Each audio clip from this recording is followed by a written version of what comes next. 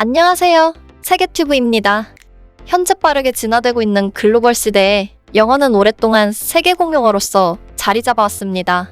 그러나 중국의 인구수도 만만치 않다 보니 그 뒤를 중국어가 빠르게 따라오며 간극 차를 줄이고 있었는데요. 세계 공용어인 영어를 앞지르기 위한 중국의 부단한 노력에도 불구하고 최근 공개된 통계 자료에는 충격적인 결과가 포함되어 있었습니다. 한국의 인기가 정말 초대박 히트를 쳤기 때문일까요? 제1회 국어로 영어나 중국어를 배우던 나라들이 줄줄이 한국어를 채택했습니다. 뿐만 아니라 더 이상 영어나 중국어의 필요성을 잘 느끼지 못한다며 그 시간에 한국어 한자라도 더 배우고 싶다는 사람들로 인해 전 세계 한국어 학당이 폭증하면서 엄청난 규모의 사람들로 붐비기까지 하는 상황입니다. 그 인원수를 감당할 수 없어 곳곳에 우후죽순 한국어 학당이 생겨나고 그뿐만 아니라 한국의 문화를 가르쳐주는 기관들도 빠르게 증가했다는데요. 심지어 몇몇은 본인이 사는 지역에 한국어 학당이 없자 다른 도시로 이사까지 가는 모습을 보여줘 세간에 큰 충격을 주었습니다. 어떻게 된 일인지 좀 더 자세히 알아보시겠습니다. 신종 코로나 바이러스 감염증 팬데믹 상황에서도 지난해 9개 국가의 한국어반이 새로 개설됐습니다. 13억 인구의 인도는 한국어를 제1회 국어로 채택까지 했는데요. 교육부는 해외 초중등 학교의 한국어반 개설을 지원하는 사업 예산을 2배로 확대하기까지 이릅니다. 교육부는 14일 2021년 해외 한국어 교육 지원 사업 기본 계획을 발표했습니다. 해외 초중등 학교에서 한국어를 정규 외국어 과목으로 배울 수 있도록 지원하는 사업인데요. 지원 예산이 2019년 66억 원에서 지난해 126억 원, 올해 236억 원으로 해마다 거의 2배로 확대되고 있습니다. 그만큼 전 세계에서 한국어의 수요가 급증했다는 뜻인데요. 교육부는 이 지원금을 제일 먼저 한국어반 개설 확대에 투자했습니다.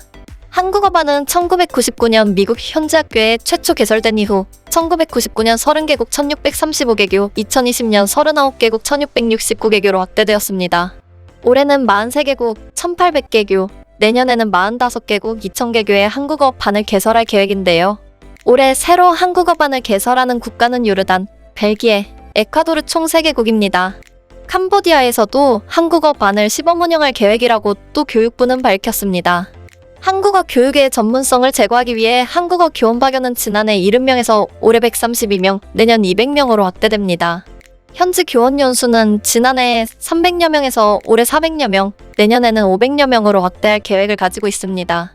이 같은 속도를 보자면 조만간 한국어가 영어나 중국어를 제치고 세계 공용어 자리를 탈환하는 것은 시간 문제인 듯 싶습니다. 국내 대학과 현지 대학을 연계해 현지인 한국어 교원을 양성하는 과정도 올해 신남방 6개국 7개 과정, 신북방 5개국 7개 과정 등 11개국 14개 과정으로 확대됩니다.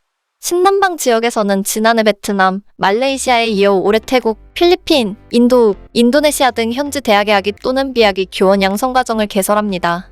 신북방 지역에서는 러시아, 우크라이나에 이어 키르기스스탄, 우즈베키스탄, 투르크메니스탄의 현재 한국어 교원 양성과정 개설을 지원하면서 한국어의 전파에 온갖 힘을 쏟는 중입니다. 또한 한국어 능력시험 응시 기회를 확대하기 위해 지필고사 방식인 시험 방식을 2023년부터 인터넷 기반 시험로 바꾸고 문제은행 방식으로 개편했는데요. 올해는 말하기 평가를 도입할 예정입니다. 시험 시기와 방법, 부정행위 제재에 대한 법적 근거를 마련하기 위해 고등교육법 시행령도 개정했습니다. 마치 한국의 토익이나 토익 스피킹, 오픽이나 토플과 같은 영어 자격증을 따는 것과 비슷한데요.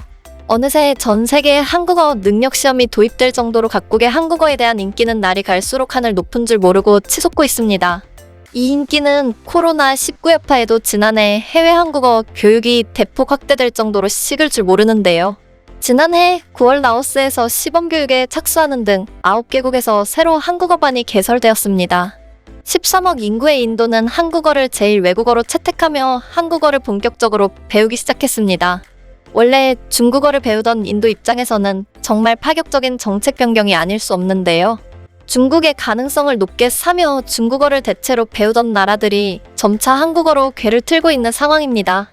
신남방의 핵심 동반자이자 1억 명의 인구와 높은 성장 잠재력을 지닌 베트남은 2020년 한국어를 제2외 국어로 승인한 데 이어 지난 2월에는 영어, 중국어 등과 함께 제1외 국어로 채택했습니다. 대학 입학 시험의 과목으로 선택할 수 있는 토대까지 마련되었는데요.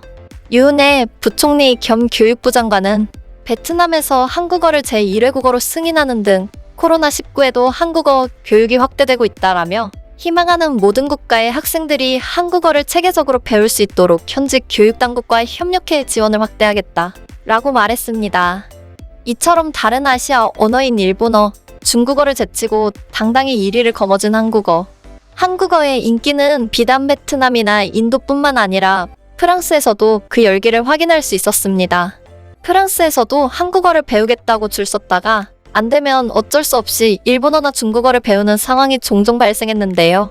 이를 두고 일각에서는 교육부가 한국어 교육 사업에 있어서 더 많은 지원금을 할당해야 한다고 주장했습니다.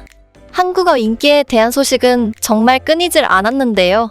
프랑스처럼 한국어 수업을 없어서 못 듣는 나라가 있는가 하면 두바이 엑스포에서는 에어컨이 없는데도 불구하고 한국관이 인기라 사람들로 넘쳐난다고 합니다.